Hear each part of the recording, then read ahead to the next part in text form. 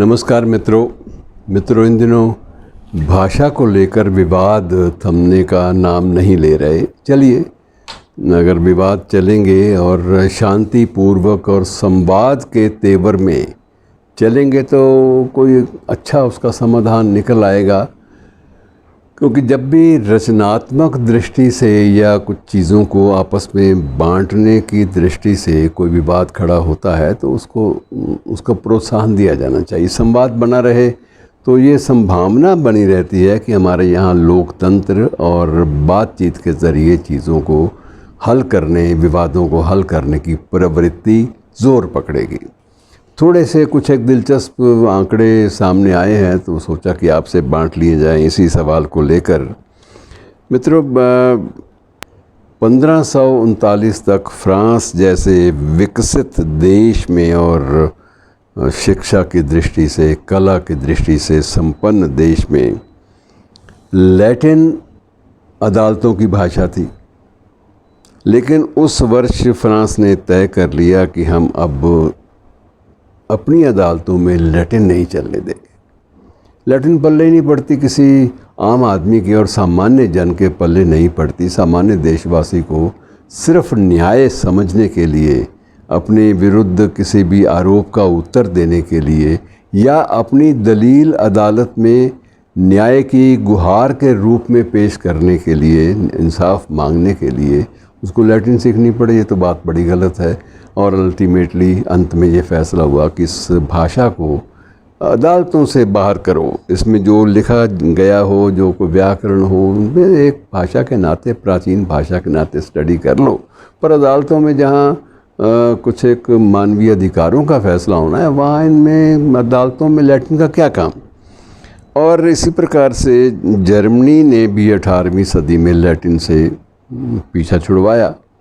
सभी देश धीरे धीरे इन्होंने सोचा कि जब तक हमारे देश में हमारी अदालतें मातृभाषा में नहीं चलती तब तक हम लोग आम आदमी को इंसाफ दे ही नहीं सकते और ना ही उसकी बात सुन सकती हैं अदालतें, न्यायपालिका।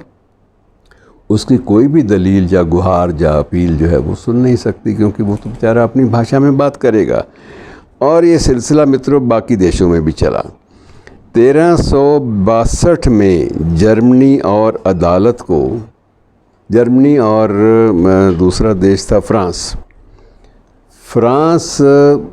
को इसलिए दंडित किया जाता था कई बार कि ये लोग अदालतों में अंग्रेज़ी का प्रयोग नहीं करते।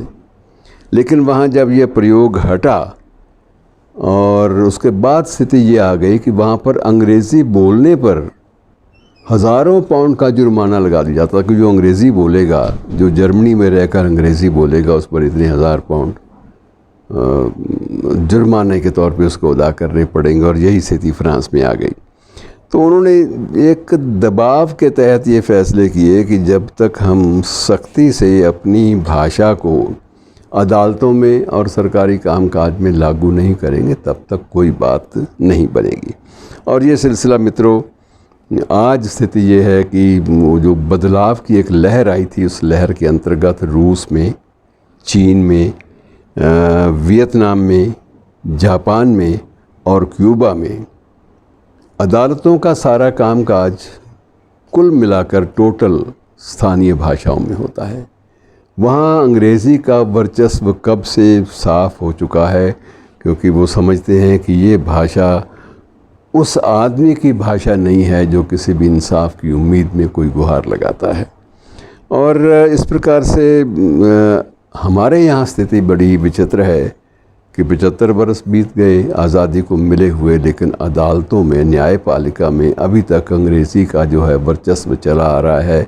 और वहाँ पर अभी हिंदी का प्रयोग जो है उसकी अनुमति नहीं है। हिंदी में बहस नहीं हो सकती। हिंदी में कोई आवेदन दिया जाएगा, कोई अपील की जाएगी तो उसका अंग्रेज़ी अनुवाद लगाना पड़ेगा। मतलब अभी तक भी हम उस दास्ता से मुक्त नहीं हो पाए। यद्यपि सबसे पहले इसकी वकालत करने वालों में स्वयं महात्मा गांधी भी थे। बाद में अपने हमारे वर्तमान प्रधानमंत्री ने भी इस बात की तायीद की है कि ये होना चाहिए। लेकिन पता नहीं किन कारणों से अदालतें जो हैं या न्यायपालिका इस बारे में उदार हृदय से बात नहीं कर पाई। एक मोटी सी बात है मित्रों, सिर्फ आपसे बांटने के लिए कि कोई भी मुकदमा हो, उसके दो पहलू होते हैं। एक होता है प्रथम सूचना प्रतिवेदन FIR जिसे बोलते हैं, और दूसरा होता है जो अभियुक्त है और जो साक्षी है, गवाह है, उनके बयान। इसके आधार पर फैसला हो जाता है। अब सीधी बात यह है कि फरियादी, आरोपी और गवाह तीनों ही अपनी अपनी मूल भाषा में देते हैं बयान। आरोपी ने जो कहना है वो अपनी भाषा में कहेगा, बाद में आप जो मर्ज़ी करते रहिए। और यही स्थिति जो है गवाह की होती है। गवाह तो वही गवाही देगा जो उसको अपनी भाषा में देनी आती है। आप उसके अनुवाद करते रहिए, वो बात आपका सिलसिला है, उसमें कोई भी लेना देना ना गवाह को है, ना फरियादी को है, और ना ही किसी जो बचाव का पक्ष है ना उसको कुछ लेना देना है। तो ये सारी की सारी चीज़ें जो हैं मित्रों, ये बड़ी अजीब हैं, हमारे देश में अभी तक चली आ रही हैं और इन पर कोई भी अंतिम निर्णय नहीं हो पा रहा। सबसे बड़ा संकट तो ये होता है कि किस भाषा में हो। इस बात में कोई विवाद नहीं है। स्थानीय भाषा में अगर तमिल में कोई है तो तमिल की भाषा में, स्थानीय भाषा में इसका निपटारा हो सकता है। यदि ये तेलुगु में उस क्षेत्र में है तो वहाँ तेलुगु का वर्चस्व है तो वहाँ वो करेगी। बंगला में है तो बंगला में भी चल सकता है। लेकिन उस मुद्दे से जो प्राइम मुद्दा है, मुख्य मुद्दा, अंग्रेज़ी से हम हटे तो सही। एक वर्चस्व जो है वो हमारे जहन पे सवार है, जिस वर्चस्व को उसके अपने चाहने वाले और अपनाने वाले देशों ने भी अपने खाते से खारिज कर दिया, लेकिन हम अभी तक खारिज करने को तैयार नहीं हैं। तो ये हमारी मानसिकता का सवाल है। तो भाषा के विषय में थोड़ा सा हमें स्पष्ट, तार्किक और निष्कर्ष रूप में कोई रवैया अपनाना पड़ेगा। अगर हम लॉजिकल कंक्लूज़न तक, तार्किक परिणति तक इन विवादों को नहीं पहुंचा पाए तो इसका नुकसान ये होगा कि देश में धीरे धीरे पता ही नहीं चलेगा अब गवाह को कि मेरी जो गवाही मैंने दी थी वो किस तरह से नोट की गई, और जो फरियादी है उसको पता नहीं चलेगा कि मेरी फरियाद जो है वो एक दूसरी भाषा में गई है। वो उसके मैं सिर हिलाऊं या क्या करूं, उसे ये बात समझ में नहीं आती। और यही स्थिति जो है वो बचाव पक्ष की हो जाती है। वो अपनी दलीलें अपनी भाषा में देते हैं। तो ये चीज़ें गड़मड़ जब होने लगती हैं तो उस वक्त ख़तरा पैदा होता है कि न्यायपालिका एक स्तंभ है, महत्वपूर्ण स्तंभ, जो व्यक्ति को और देश के नागरिकों को जीने की एक स्वायत्तता देता है, जीने का मार्ग देता है, और उसके बाद उनको इस बात में समर्थ बनाता है कि वह अपनी बात जो है वो सही ढंग से प्रस्तुत कर सकें और न्याय पा सकें।